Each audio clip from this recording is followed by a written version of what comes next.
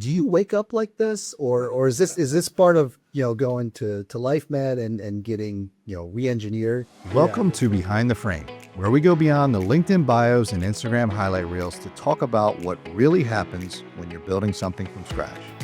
I'm Jay Duffy, co-founder of Frame Wealth Partners, business owner, husband, dad, and guy who still wonders if winging it counts as a legitimate growth strategy. Spoiler, it does sometimes. Join me and my amazing co-hosts, Morgan Watson and Annette Quigley, as we sit down with someone who's built a business or is knee-deep in the messy middle of it. And we talk about the real stuff, the pivots, the late nights, the wins no one celebrated, and the lessons no one warned them about. So grab a coffee or something stronger. We're going behind the frame. Welcome back to Behind the Frame, episode number 2, Morgan. And I got to say, I think this is a selfish pick on my part. This is going to be all about health, wellness. We got my guy, Eric, here with me. I'm pumped. So I apologize if I'm going to ask a lot of questions. If everyone knew how long you've been waiting for this, it's literally Christmas time here at Frame Wealth Partners. I'm excited. And I get it. If we had a chef or a restaurateur, this would be your gig. That's fair. But before we get to our guest, Eric, we always do a thing here we call the weekend win for Morgan and I. And this is either a parenting win or fail, a sports moment. And I'm too old for this realization, or finally a moment of accidental wisdom. So what did you have this weekend? I'm starting the trend here. I'm too old for this and accidental wisdom are happening at the same time. So as you know, we just came back from vacation. So if those who don't know me, I'm from down south. So we spent a week, Georgia, Mobile, and the Gulf Coast. And I've realized when it's 104 degrees and 100% humidity, me at the beach only means I sweat and I get covered in sand.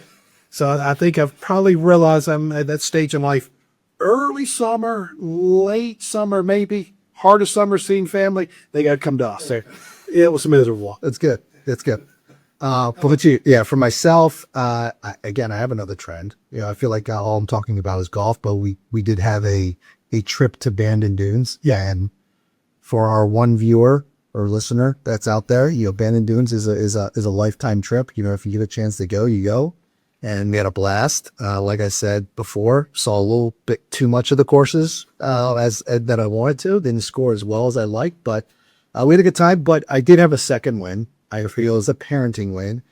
We did have a kidless weekend, which was amazing. Huge. 3 days going over to the grandparents and friends' houses, and my wife and I actually had a good chance to just kind of sit back and relax. So it was good. So the work you spent right before the trip, getting the clubs realigned. Yeah. Didn't do the trick. No. I really thought it was the tool, not the carpenter. Absolutely. But not the case. That's the case.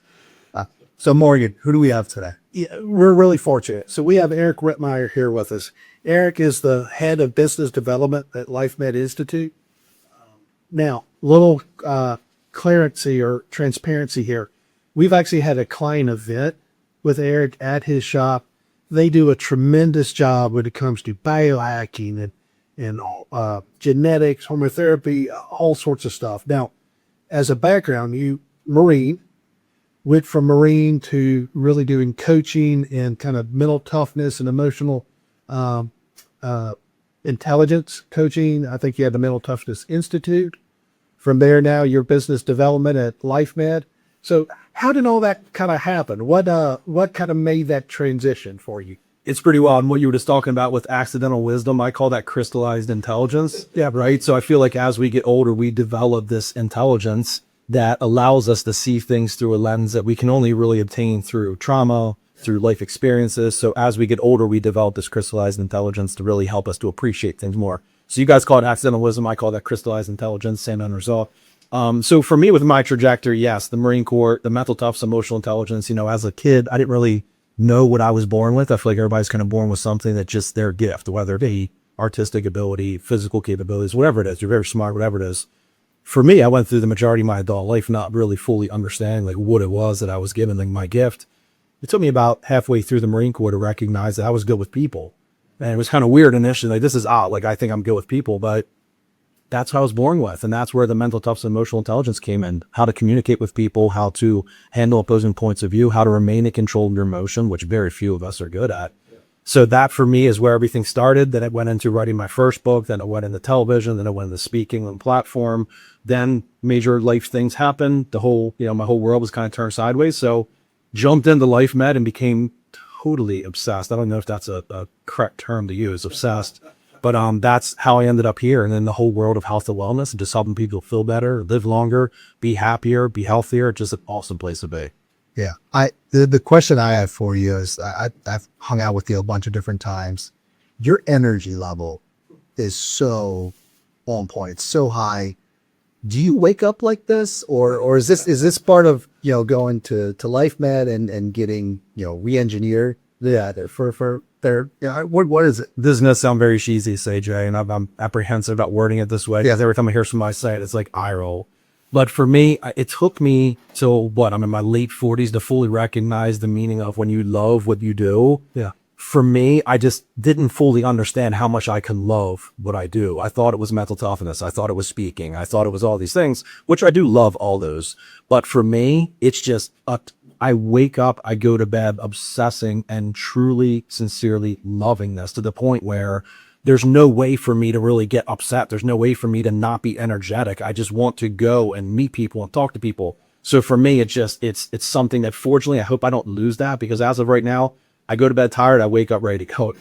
And we were laughing as we were going through everything. Again, Marine, business owner, author of 2 books. I was like, I wonder what that conversation with that high school guidance counselor looked like. How much of this was played out there? I was a disaster in high school. And I mean, that's why I went in the Marine Corps ultimately. It was like I knew I was not a school person. I was just, if I'm being totally honest, I went through the vast majority of my life feeling like I was just dumb. I'm embarrassed to say that, but I never applied myself.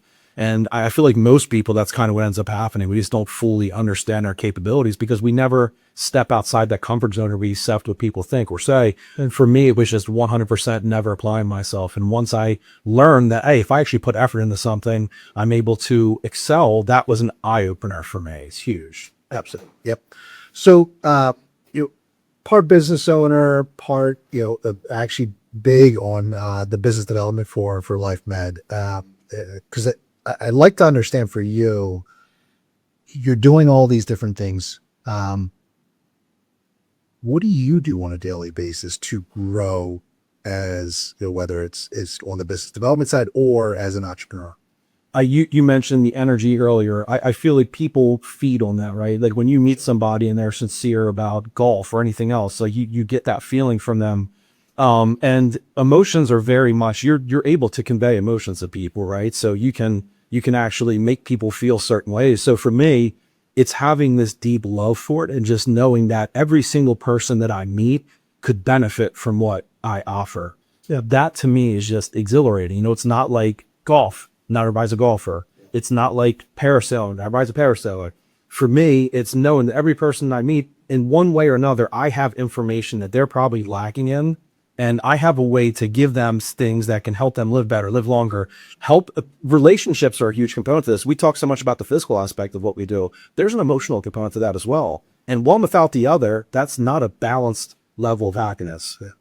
Yeah. We see the same, again, that same kind of work from our side of it. There's a lot of things, people have interest, but the finances really affect everything that we do. So that's a big part of ours as well. When we look at it, I think a big part of why we do these podcasts, we think mentorship, role models is a huge part for business owners and really any highly successful person to have. Unfortunately, a lot of people don't know where to find those role models, don't know where to get kind of those people to mimic after. For you, who are some people in this field that you kind of came across like, all right, I get it, that they're doing this the right way, and this is how I want to kind of grow my professional identity as well? Yeah, it's kind of funny saying, I feel like I don't really tend to follow too many people. Like I love mindset, I love all that kind of thing. But for me, I feel like I have to pave my own path. And I believe at the root of all of this, anytime anybody says anything about starting a business, about entrepreneurship, about running a business, building a business, whatever it is, and in any capacity, not just from an ownership standpoint, but also just from being all into what you do and truly wanting to grow a brand. For me, this all goes back to you have to have a pretty deep love for what you're doing. I feel like without that, it's just, you have to, there are hard times, you're putting in the hours, you're putting in the time, you might not be getting the true benefits from it. If you don't truly, sincerely love what you're doing, I think it's extremely difficult to have a successful business without having that deep passion. Because if not, when the going gets tough, you're going to quit. You're just going to stop because why am I doing this? What's your why, right? Everybody talks about what's your why. If at the core of that is not a sincere love for what you're doing, I just don't think that's going to work. And I know, Donnie, you love what you do. What surprises me, because you've helped me out a lot. You've viewed my reports when I go into Life Med, and you've helped me. Oh, you're ticking some good stuff here. You're getting yourself better. How did you become the menopause Marine? Like, how does that happen? He said it so seriously. How does that? It's that high school guidance counselor. Jay, you love this. I mean, my wife listens to you. Like, I mean, she's prepared. I love the She's prepared. It's so funny because it just does that, all the TV, everything that I do, it's always the question. Not a lot of times, there's quite a few times where there's some hostility behind the question as well. And it's like, you are a guy, you're not a doctor. What are you doing? Talk about menopause, statement, that kind of thing. Right. And I respect it. I get that. And for me, really, when I got into Life Med, and a few years ago, I didn't know what a red blood cell was, right? I have no medical training. I went to high school. I got a 2-year degree from Essex Community College in underwater basket weaving, right? Like I didn't know anything about this stuff. It's actually in general studies, not underwater basket. So from me, He's not the best one to get up. So for me, when I first started learning about everything that we offer at Life Med in order to be able to go out and promote the business, I follow this inch deep, mile wide philosophy. Just learn a little bit about a topic and then go a mile wide. And in this day and age, especially with all the access we have to YouTube, to all these different resources, the podcasts, you really have no excuse to not learn about something if you truly do want to learn about it. So for me, inch deep, mile wide, I was learning about everything. And as I'm doing that, and as I'm speaking in events, and as I'm out in the community, I kept talking with women, and they were all saying the same exact thing to me. Hot flashes, night sweats, brain fog, insomnia, hair thinning, weight gain, sexual vitality, vaginal atrophy, vaginal dryness, urinary tract infections, heart palpitations, skin irritations, emotion disturbances, weight redistribution in the region, itchy ear, frozen shoulders. I'm hearing all this stuff, and I'm like, after like the 10,000th time I heard it, I go back in the office where our medical director, Dr. Whips. I'm like, hey, Dr. Whips, who's a cardiologist, by the way. I'm like, Dr. Whips, help me out. Like, I'm trying to learn about this stuff. I'm meeting tons of women. They're all saying the same things. I think it's hormone related. Can you please point me in the right direction? Because I'm finding stuff all over the place. And he kind of laughed a little bit. He's like, good luck. Like there's just not a lot of information. So I was like, okay. So I was in the process of writing my second book on emotional intelligence, shelved that, jumped in with both feet to all things women's health. I became obsessed with the topic, all the studies, all the literature, the emotional marines, camouflage. They might not see it now. So for me, it was just jumping with both feet. And now it's just this, again, to use the word obsession again, I just love helping women. I love women coming to me with help. Why do you think there's not enough written about it? Because there was a very bad study that was done back in 2002 called the Women's Health Initiative. To date, still the largest randomized controlled trial. This was the National Institute of Health. They spent $675 million on the study. The high level takeaway was if you're taking HRT, which used to be very commonplace back in the 80s and 90s, if you're taking HRT, you increase your risk of breast cancer by 25%. That was the takeaway from the study. Obviously, overnight, prescriptions for HRT plummet 80 to 90%. 20 plus years later, we now know that study, there was information that was incorrectly extrapolated from that study, which is total misrepresentation of the data. We now know that information was inaccurate. There's a difficult mission to try to get the medical community to accept the fact that information was not correct. So what you have is a whole generation of women who, the minute you say HRT, they automatically go into freak mode about breast cancer. Yeah, because even though it's proven not to be the case, that's still kind of emotional belief that this is what it is. When we don't understand something, we fear it. Yeah. And the world of hormone replacement therapy is a ton of fear, and understandably so. From a woman's standpoint, I don't know that there could be much more fearful than the thought of breast cancer, right? That's a very disgusting, horrible disease. But the facts state, number one, that HRT does not increase risk. There's a very, very minor increased risk. Number two, what it totally ignores is the fact that heart disease is the number one leading cause of death. As a woman, they're 8 to 10 times more likely to die of cardiovascular disease than breast cancer. So even though the risk for breast cancer is very minute, by minute, I'm talking comparable to drinking a glass of wine every night or being obese. It's a very, very minor increased risk. But on the other side of it, there's a significant decrease for heart disease, bone disease, brain disease. this is the messaging that women need to hear. And I'm not saying everyone should do HRT, but they deserve a fact-based conversation, which is very hard to find right now. We're going to move on to our hot or not segment of our episode. Real quick, we're just going to fire out questions, rapid fire to you. You tell us hot or not. Sound good? I'm nervous. Don't be nervous. This is the easy part. Just wait till we get to the next segment. Then you go. All right. First one, ice baths. Hot or not? For me, not. I don't feel like there's enough data on it yet. And there's some talk about muscle atrophy. So for me right now, it's a not. Okay.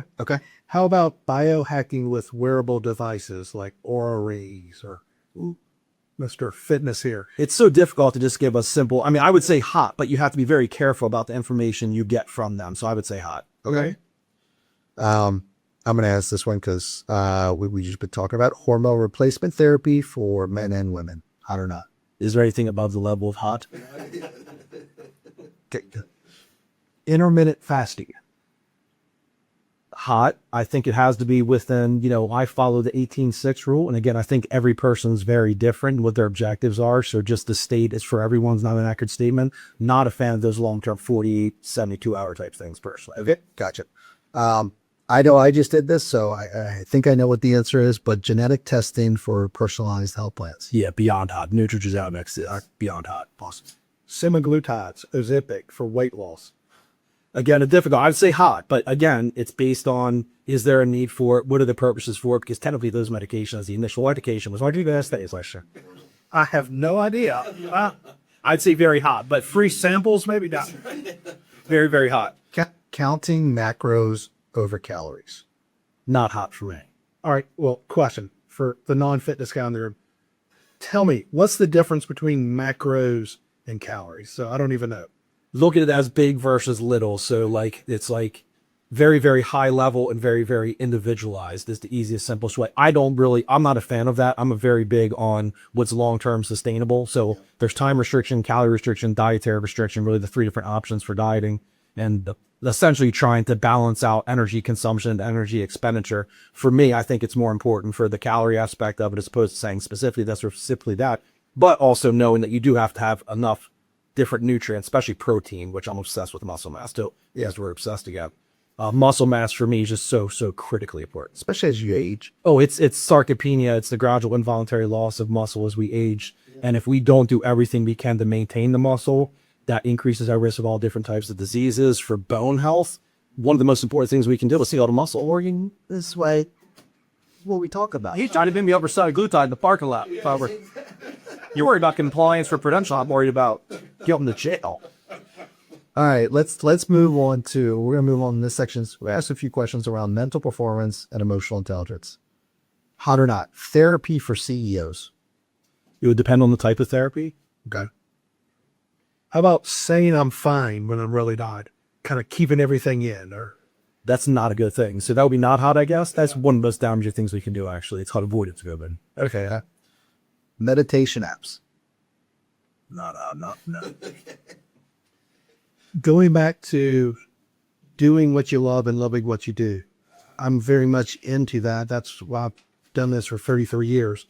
The byproduct of that sometimes is you become almost a workaholic. I don't see this work because we love what we do, but kind of when that happens, taking mental health days, is that a hot, not needed?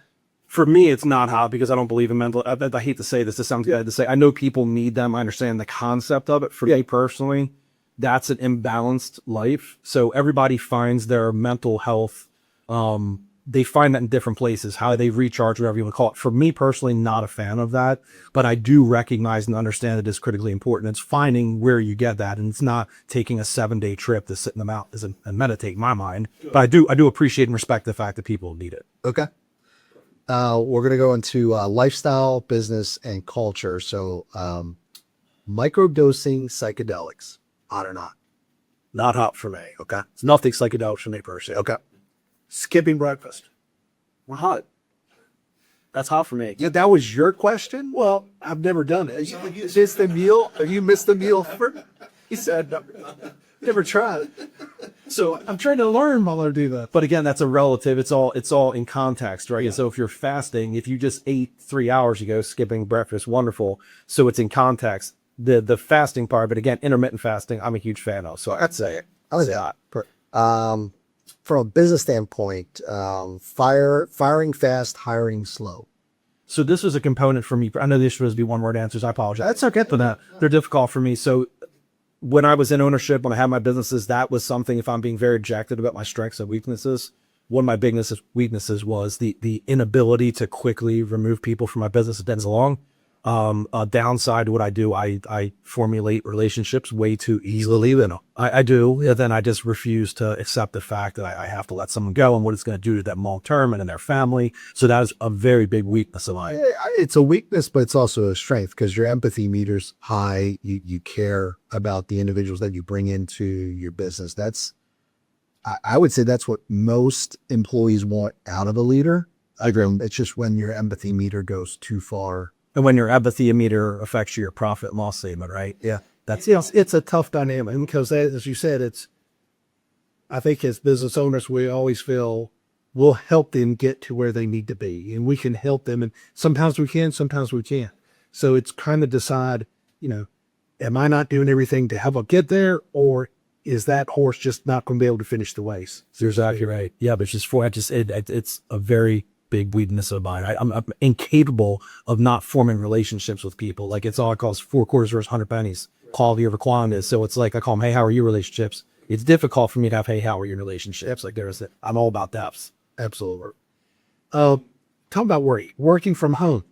Fan, not fan, hot, I'm not a fan at all. I just don't believe that you're able to. It totally bypasses the need for personal communication. Very few people are able to be extremely efficient working from home. I think it has its place, but ultimately everybody's going to be more effective when they're at a place where they're outside of where they sleep and eat. That's my thought. How do you feel about that? Well, Jay knows I'm the exact same boat. Yep. I may have the best intentions in the world to bring work home. It just never happens. Yeah.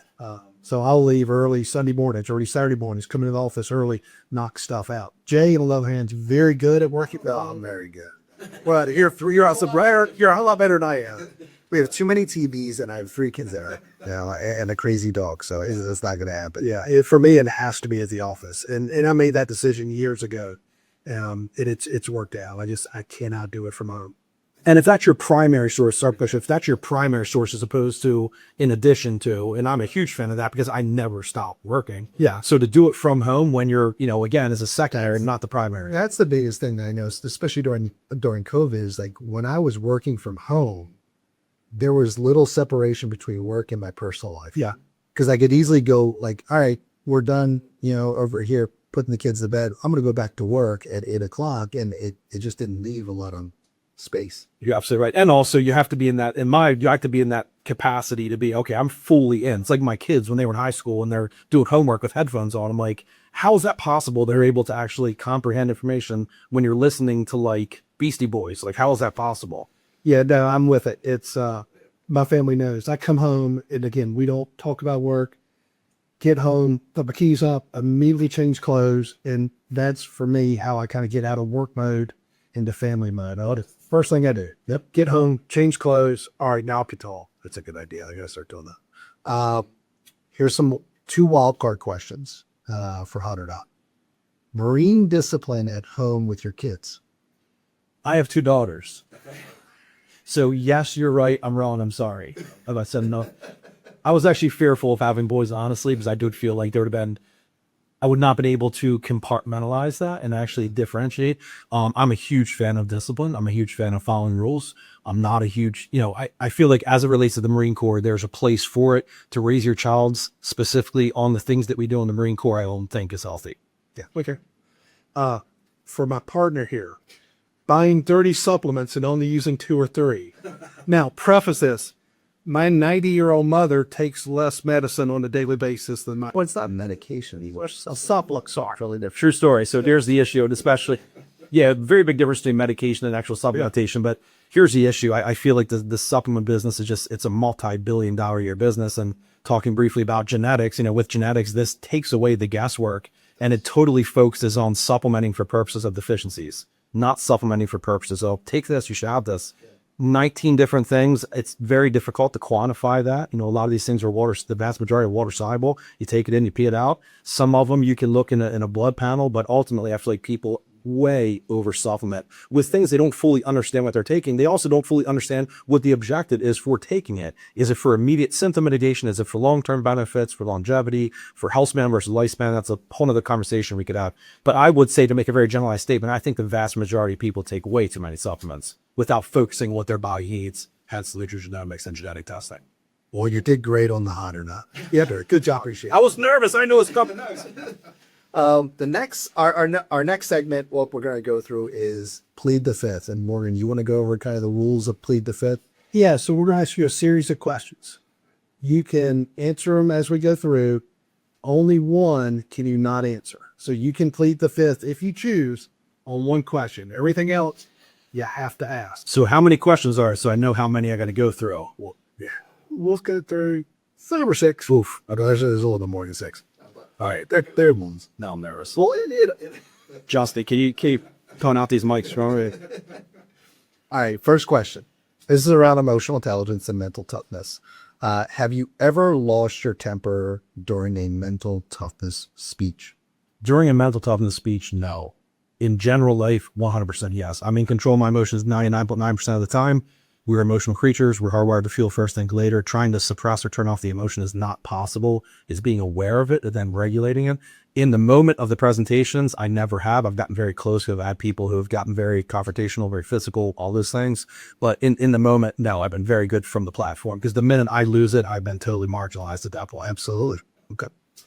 Is emotional intelligence overrated? 100% not. It's actually underrated right now. And there's so little emphasis put on something that controls every single living, breathing human. There's nothing more important than emotions. It totally dictates every action we take, every ounce of communication, every relationship, the way we handle opposing points of view, the way we deal with adversity, with trauma. It's grossly understated. Okay. Let me ask you a follow-up with that. Who are some of the most emotionally fragile people you've had to work with? You don't necessarily have to name them if you don't. But how can you effectively work with those if you're more of a direct type person? I will say this, and I might get some people kind of upset, but salespeople are very emotionally unstable. And it always comes down, you get my program, psychological performance training, critical thinking, objective reality, systematic sensitization, graduate exposure therapy, self-awareness, self-regulation, motivation, empathy, social skill. With a lot of people, they have a very difficult time with objective reality and actually stepping back and viewing things through this lens of, what are my true strengths? What are my true weaknesses? For the majority of salespeople that I work with, that I've coached, that I've spoken to, the vast majority of them just think that they're significantly better at what they're doing, what they really are. And the minute I ask them some questions they don't like, their default mechanism is I will yell, I will scream, because I call this emotional intoxication. Emotion goes up, logic goes down. So once they get so emotional, they're incapable of thinking logically, they just totally lose their whole mind on me, to the point where it's like, I'm sorry you feel that way. And they start accusing me of saying things I didn't say. So salespeople are probably the ones, because it's a very, I won't use the term arrogant, because I've had it all my life, but you have to be very, very confident. There's Extremely confident. a very big difference between confidence and arrogance. Absolutely. Yeah. Let's talk about military life meets civilian life. What's the one part of being a Marine you don't miss at all? Wow. Probably the travel piece of it. Aside from that, I just, the Marine Corps, military in general, doesn't matter. We all bleed green, doesn't matter which branch you serve under. For me, there's not a better decision I've made in my life than joining the Marine Corps. And I feel like everybody, if they could experience that cohesiveness, that together, I mean, you know what you get with a veteran: commitment, integrity, accountability, loyalty, that service before self. Sadly, only about 0.5% of our population serves on active duty. We only about 7% of our population are veterans. You know what you get with a veteran. It's about that mission. Nothing else matters. I don't care where you came from. I don't care who you pray to. I don't care who you sleep with. What I care is when the bullets fly, do you have my back? And that transfers very well in the business life, understanding the team aspect of it, accomplishing a mission, dealing with all the craziness to push through to actually obtain the goal. Every single person could benefit from military service. So as a follow-up to that, do you sometimes feel that civilians are too soft, so to speak? I feel like the vast majority of people have to understand what it truly means to sacrifice and what it truly means to experience stress and pain and what it truly means to not get upset about things that have no impact on accomplishing a mission. In the Marine Corps, it's improvise, adapt, and overcome. You have a mission, you improvise, you adapt, and overcome. You have to find a way to make it happen. If everybody can understand that and recognize that, also this instant gratification that we have, the swipe right society, you want a car, swipe right, you got a car. You want a date, swipe right, you got a date. You want food, swipe right, you got food. People have to recognize that the things that are most important take time to develop. You're not just going to instantaneously get these things. So they have to recognize that there's other people involved. You do nothing alone. There's always a group effort here. People in the military recognize that that is the key, is to just accomplish it at all. It doesn't matter. I will accomplish the mission. Yeah, I think that's a key trait that business owners, successful individuals, military have. At the end of the day, did we get the job accomplished? Yep. You know, and not having that focus on the problems, but spend all the effort in trying to get to those solutions. Yep, accomplish the mission. Excellent. Let's talk about health and wellness. First question. What's the most ridiculous question you've been asked about hormones? Oh my. That's difficult. I would say specifically for women, a lot of ladies don't know that testosterone is actually their dominant hormone. Believe it or not, a woman during her reproductive life cycle, which is data first period to data last period, during that time, that's the reproductive life cycle. A woman's dominant hormone is testosterone. They actually make significant more testosterone than estrogen. Now, a fraction of what a man makes, but that is still their dominant hormone. So for a lot of ladies, when they meet with one of our providers, they get an hour with them. When they meet with one of our providers and they recommend testosterone for them, you know, I'll hear this stuff from ladies. They're worried they're going to grow a micropenis. They're worried about chest hair. Have a beard. Yeah, I mean, that, and again, I laugh when I say that, but I fully understand where that's coming from because, again, lack of education. No one has told them that testosterone is your dominant hormone. For men, you know, I think it's this concept of if you're taking testosterone that you're automatically going to turn into Lou Ferrigno. And it's like, I try to get them to understand the vast majority of men who come through our facility who are on testosterone replacement therapies, you would never, ever know they are. Are they in decent shape? Yeah, probably. But the vast majority, that's their lifestyle issues. It's their diet. It's their emphasis on cardiovascular training and weight training to maintain skeletal muscle mass. So for men, I think it would be, oh, well, the only reason this guy's in good shape is because you're taking testosterone. We restore you to physiologic levels. So we're not hyperdosing you to turn you into some crazy person who's without, you know, turning into the Incredible Hulk. I wish I had short answers for you guys. It's, no, this is right. These 3 hours on the podcast. We're not going to get into Rogan levels, but, you know, I promise it. Is there a health product or therapy that's commonly used out there that you think is mostly kind of snake oil, that's overused or that's oil? I know he's got a southern accent, but who heard it? It's a bad combination with a southern accent and a partially functioning frontal lobe from my Marine Corps training. It's a bad combination. I don't know that there is more. To make a generalized statement, I would just say the supplement industry, just there's so little understanding and there's so little, but I wouldn't say snake oil. I can't really think of anything that I would say provides 0.0 benefits. It's just, is it right for that person? And is it marketed the correct way? Testosterone replacement therapy for men is marketed totally incorrectly. Every man who's 30, who has low energy and low libido, lacking in some body muscle and losing some and putting on body fat, you're automatically a candidate for TRT. That's dangerous. So I wouldn't say that's snake oil, but the way it's marketed is snake oil, because not every guy is a candidate for TRT. Absolutely. All right, let's go over business, ego, and influence. Who's one expert in the wellness world that you think is all hype and no substance? Oof. I thought you'd go the opposite way with that, because I do man crush on Dr. Pierre T. Me too. I am obsessed. He is the one. Like, he is the mastermind right now, and he's the one who he speaks from fact. He speaks from experience. So snake, that's hard. I don't really know of anybody I would say in the business that. You still haven't played the fit, though. You know what? Ding, ding, ding. I played the fifth. Good call. Thank you. I forgot. I thought we were up.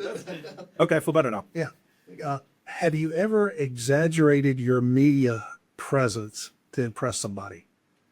Never. I feel like everything is more powerful when someone finds out on their own. I did a lot of television interviews, and one of the things I talked about was likable people. They talk behind people's backs. So I pushed this out to the media world to do a pitch on it, and I got all these bites back. They're like, you're saying that talking behind people's backs is a good, it develops relations. I'm like, yeah, 100%. They're like, you want to go out there and talk about it? I'm like, let's go. So you said talk about people's backs. I'm like, yeah, say good things about people behind their backs. And they're like, What are you talking about? So for me, I feel like you don't have to, like with my TV stuff, I've done 1,000 TV shows, right? So I intentionally. And now you're here. And now here, One of the pinnacle is the pinnacle. Yes. I'm still gonna say my plead the fifth. You're in the big leagues now. You have 2 viewers. Arrivals, departures. I love this. I arrived. So for me, I feel like when someone learns something on their own without you telling them, it's like on the platform speaking. I trained so many speakers. I've helped them get proficient from the platform. The first thing I tell them is, you don't need to tell the crowd how great you are. There's already the assumption made that you're on the stage because you're good at what you do.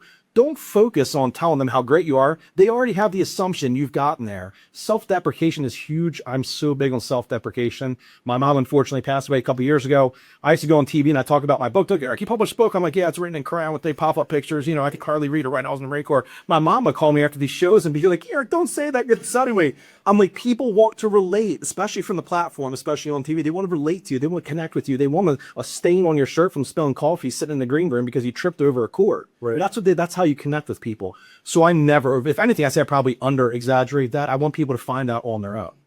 No, we're right there with you. We say all the time, we take what we do very seriously. We just don't take ourselves very seriously. That's a good place to be. Yeah, we think so. One final question. If someone told you your book changed their life, but they clearly didn't read it, would you call them out on it or smile and nod? Oof, that's a really difficult question. So again, this would be based on context. Yeah. So this was like a host on a TV show who said that. 100% not call that person out because I feel like the end result would be people assuming she read it. Yeah. It would also, for me personally, to be very objective, I do believe my book has changed lots of lives. I do think it's a great book because it's mine. I wrote it. So in that aspect, I would say there'd be no harm that would come from somebody thinking that person read it. I don't know of any circumstance where I'd ever call them out for that. Again, based on the intention of why they're saying it as a stage they're on. Well, that's all we really got for today, but I just wanted to finish up with anything. No, it's been tremendous, Eric. As I said, you've been great for us. You've been tremendous for our clients, and just can't thank you enough. The message you're getting out there is so important. And I think having a source where people can get honest and kind of detailed, correct information, really just to help them is really where we're. Thank you for the conversation. I appreciate that. Eric, would you like to talk a little bit about your books before we finish up? I love that. Yeah. So the first one, obviously, The Emotional Marine. Again, Camouflage. That was my first book published in 2019. It's a simple guide for people to make instant connections with people. It's how to make people instantly like you. I know it sounds cheesy, instantly, but it's basically a simple guide for people that just, hey, this is how you communicate. This is how you form relationships. And again, I thought that was really my full 100% passion until hormones came into play, until menopause was introduced to me. Yep. I published that one in February of 2024. That is my newest, like that is my baby. Like, love the first book. The second book, there's a lot of personal stuff I put into that. Mainly, I had started writing the book. My mom had fallen ill. She had cancer. My mom had fallen ill. I was in the process of writing it. And before her passing, she had, I made a promise to her I would finish it. So when she passed away in November 23, I probably worked on finishing writing that for the next 5 or 6 months to make sure. So there's lots of emotional components tied to that second book for me. Also, the feeling of that book truly changing women's lives. And I've seen it firsthand. It's not just my book, but just helping women to understand that there is help. People are focusing on this. You don't have to suffer. There are ways that you can live better. You can thrive, that you don't have to suffer in your relationships. You don't have to go to your doctor and tell them that stop eating chocolate chip cookies and stop drinking wine and take anxiety medication. So for me, I feel like the menopause book is just something that has the potential to truly, truly change people's lives. On Amazon, everywhere. They're on Amazon. I give away free copies of the menopause book. Actually, any of our locations. We have 5 locations now. Actually, this opened our 5th one up in Westchester, Pennsylvania. Actually, I give free copies away to all the places. It is on Amazon, but we love to have you stop out and grab one sometime. Well, that's it. I want to thank Eric. Thank you for your service. Thank you for coming in today and sharing a lot of information with us. We enjoyed it. And that's all we have for today. Tune in next time for our 3rd episode. And we look forward to taking you there. Take care. Thank you.